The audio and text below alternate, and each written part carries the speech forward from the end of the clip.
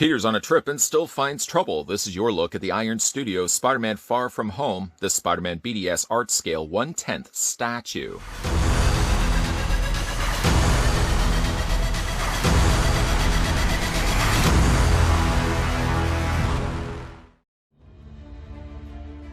In Spider-Man Far From Home, after the events of Avengers Endgame, the young Arachnian hero wins a new adventure in Europe, where he has to deal with the loss of his mentor, Tony Stark, face mysterious elemental creatures supposedly from another dimension, and deal with Quentin Beck, an enigmatic character who calls himself Mysterio and claims to be a hero from another Earth.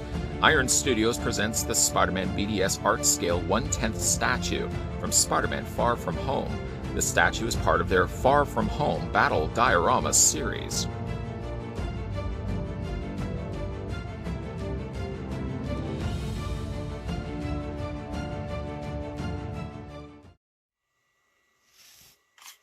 Before we get down to the review of the BDS 1/10 scale Spidey from Spider-Man Far From Home, of course, the first thing we're going to want to do as I windshield wiper my way away from the statue is to figure out how tall the statue actually stands. I'd like to thank as well the folks over at Iron Studios that provided the sample of Spider-Man that we're having a look at in this review. If you'd like to pick up this one for yourself, it's available right now over on their website, which I'll provide the link down below. And the BDS Spider-Man goes for $119.99. The statue stands just shy of 13 inches, I guess more approximately. He's closer to being 12.5 inches in height. And we'll go ahead and switch that to centimeters, whereas the statue of Spider-Man stands about 32.5, about 32.2 to be exact. The statue is comprised of two parts when you get it out of the box, and assembly couldn't be any bit easier. You're literally just detaching Spider-Man by his one foot in probably the most obvious place that you can see at the very top of the statue, noted by that little hole. We'll look at that in a second. But before, of course, we put Spidey on his perch, I do want to focus a little bit of time and effort to look at the display stand, which right out the gate, I will say that there's a fair bit of weight just in the base itself. You can see right off the bat, obviously, where Spider-Man's going to be attached to right here, the outlined foot. And right around the area of his heel is where that post is going to sit quite in there. And securely, I might actually add, when I am putting the Spider-Man on this, I don't feel like he's falling off. The secure of just that peg alone, that singular peg, is more than enough to keep Spider-Man in his place. Now, looking at the statue itself, as you can see, the whole bottom pillar that he's going to be perched on top of has been engulfed in flames. A nice effect by using the clear medium and painting just certain areas here where the lighter colors, of course, on the tips of the flames. And as you get closer to the center section, is where you get more of that darker, warmer orange. Under certain lit conditions, and I say that only because my studio lights are pulsating this right now with light, it does kind of look like it has a light glowing effect to it. I do think that really turned out rather nicely. I suppose under certain conditions, if you had maybe like a little small LED or like one of those little torch lights, you could probably put it around this bottom base here, and you probably could illuminate it because it looks like it runs all the way around. And I don't even feel like the pillar section actually connects to the bottom. So there might be just enough of a divide. If you run a light source behind it, you'll illuminate all this back section and really have this light up rather nicely. Spinning this around, you can see the individual boulders, what's left of the debris, almost sort of look like they're being washed away on a river.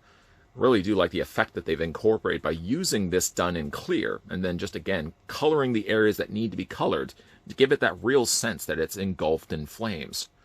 As we tilt it up, you can see some nice cracks have been incorporated to the surfaced area, what would have been what's left of this explosion.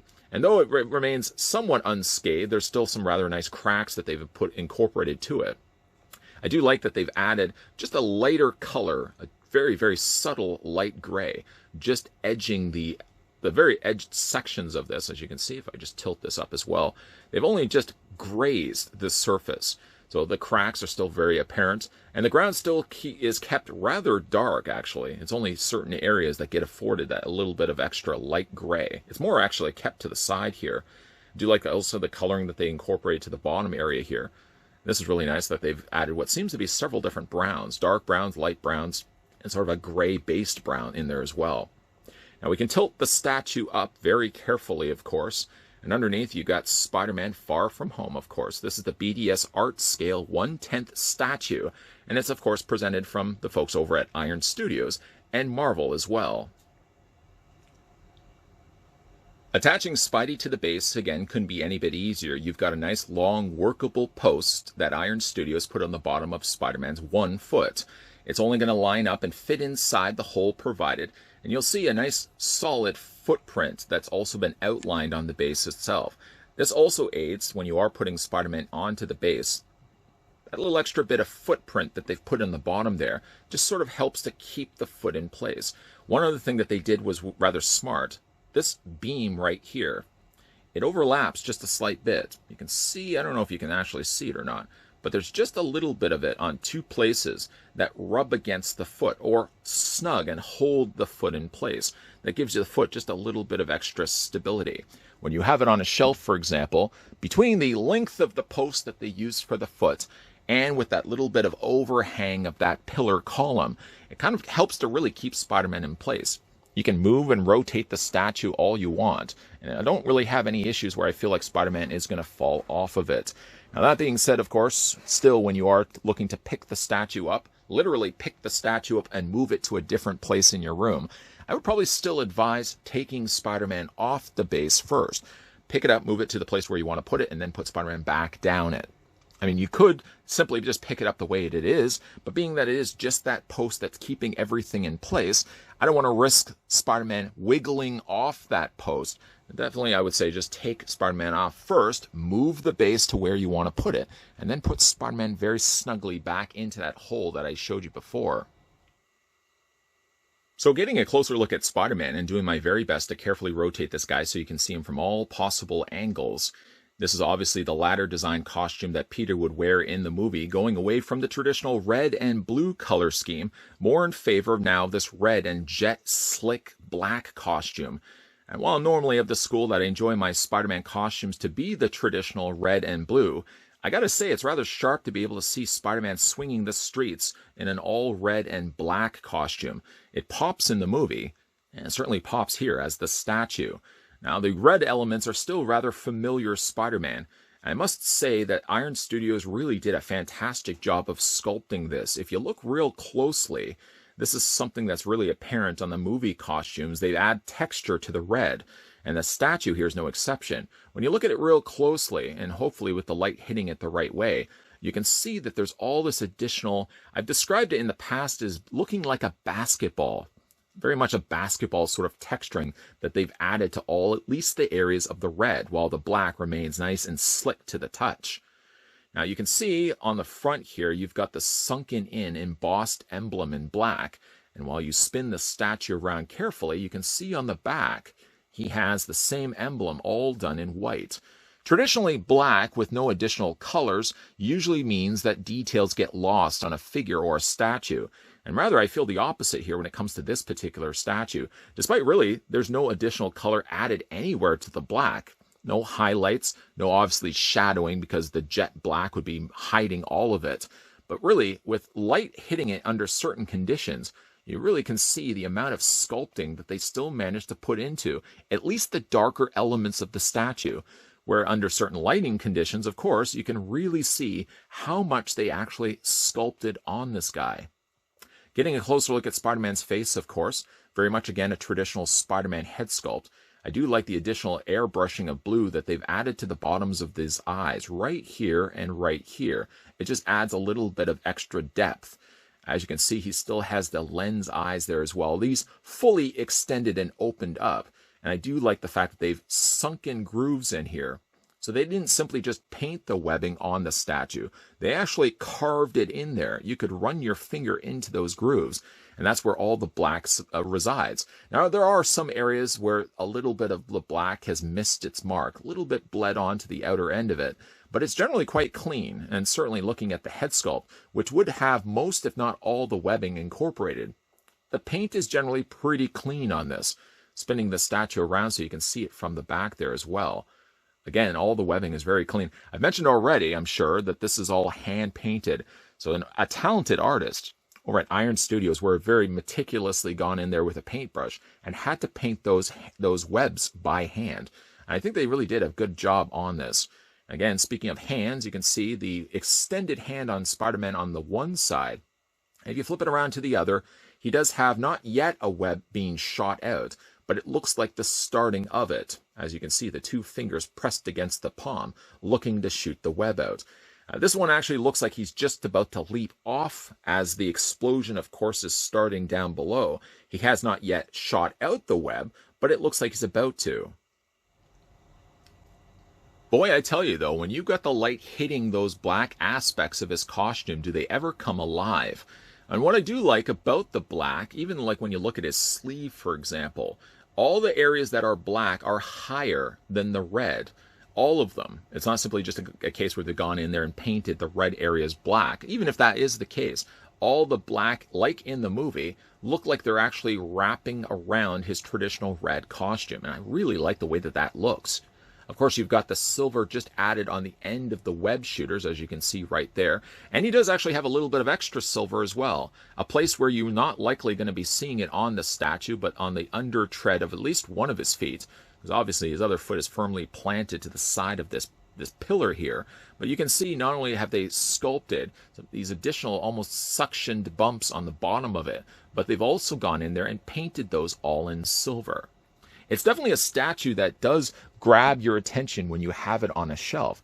It's slightly smaller, yes, but the energy that the statue has really does pull your eyes in, and you really start looking at it and wanting to spin this around. That's one of the things that when I did take this out of the box initially, I found myself doing this a lot, spinning the statue around so I could see it from all different angles.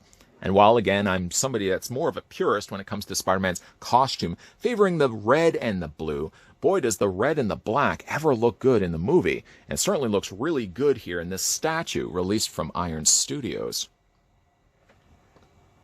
Now, I can't speak for everybody, but I had a good time watching Spider-Man Far From Home. Admitting, yes, there are giant plot hole problems going for that movie, like Edith never recognized Quentin Beck as somebody that formerly worked with Tony Stark, but that's besides the point. As a fun popcorn flick movie, Spider-Man Far From Home is an entertaining ride. It may have had also something to do with the fact Mysterio is just, I don't know, one of the coolest Spider-Man villains of all time. Personal opinion, of course. I thought that Mysterio was handled really well in the movie, giving him still that classic campy design costume that I personally love, but yet still connecting him to Tony Stark's past, therefore also connecting him to Peter Parker more personally. And I like the fact that they gave him the more realistic, practical application for how he could come up with all the illusions that would even throw off Spider-Man himself. Speaking of classic costumes, we get a rather classic costume look of Spidey at the end of the movie, where he goes back to the traditional red and black. Before, of course, he went to that traditional red and blue. Now, for me, I always like Spider-Man wearing red and blue. But I gotta admit, it looks sharp seeing Spidey on screen wearing that slick black costume with the red accents. It works well in the movie, and it works really well here as the art scale release from Iron Studios. What I like about this one, first of all, is its size. 1/10 means it doesn't take up a lot of space at all. If you are somebody that's fleeting space, as a collector that you're always collecting new things, space becomes something that you have a whole lot less of. And with the 1/10 releases, you get a smaller statue that's ideal for a statue shelf, or if you have a detolf, or even if you have a desk that you'd like to put Spidey on top of. He's a little bit smaller than some of the larger Iron Studio releases, sure, but he has just as much detail and paint going for him as some of his larger counterparts. Now, this one has a lot of energy going for it. I like the fact that Spider-Man looks like he's leaping off the remains of the building before it gets engulfed in flames. The flame effect is really nice on this statue. It starts off with what I'm guessing to be clear, and then they've airbrushed areas darker to the middle center section and becoming progressively lighter as it fans its way out. Spider-Man, of course, isn't firing off a web just yet, but it looks like he's ready to vacate the premises before the rest of the buildings fall and succumb to the rest of the fire. I really do think that this one has a lot of energy and flow going for it. And obviously, statue sculpt and statue paint is very much important when it comes to collecting statues. But energy and the pose that they put statues in is always like number one for me. Because that's the thing that's going to attach and grab your attention, the thing that's going to pull your eyes in. And one thing that this statue does very well at is it pulls your eyes in, where you want to start spinning the statue around. Sort of like what I'm doing here in Final Looks, so you can see it from all different aspects. And even though, despite the fact it does have the dark black and really no additional color going for it, hopefully what I've done in this review is show you guys, even up close and even with certain light hitting it, there's a lot of details going on in that black. That even though it doesn't have any additional color going for it, there's still a lot of sculpt to be had when you look at this statue really up close, or again, when you have light hitting it from certain angles. I'm really liking the way that this one turned out. I think Iron Studios did a fantastic job on this release. Now, if you guys are, again, interested in picking this one up for yourself, you can head on over to Iron Studios' website right now, as it's available for $120, or more to be exact, $119.99. It's available right now over on their website. I'll provide the link down below in the video description if you'd like to pick up this one and add it to your collection. A big thank you again to the folks over at Iron Studios that provided the sample of the Spider-Man Far From Home BDS Art Scale 1/10 statue. That's a bit of a mouthful. Bit of a mouthful as well is if you are new to this channel and you're liking all the content you're seeing, consider the idea of hitting that subscribe button down below. Move on over, of course, take a bit of a field trip, if you will, over to the bell notification and make sure you turn that on. That's your way of telling YouTube that you want to always see the content that's coming onto this channel. And just know that Monday to Friday, 12 p.m. and 2 p.m. Eastern Standard Time is when we'll have a look at new videos. So there's always new content coming your way. Come back to this channel Monday to Friday, 12 p.m. and 2 p.m. Eastern Standard Time.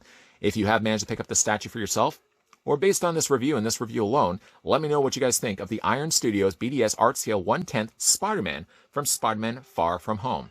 As always, guys, thanks for watching, and I'll see you next time.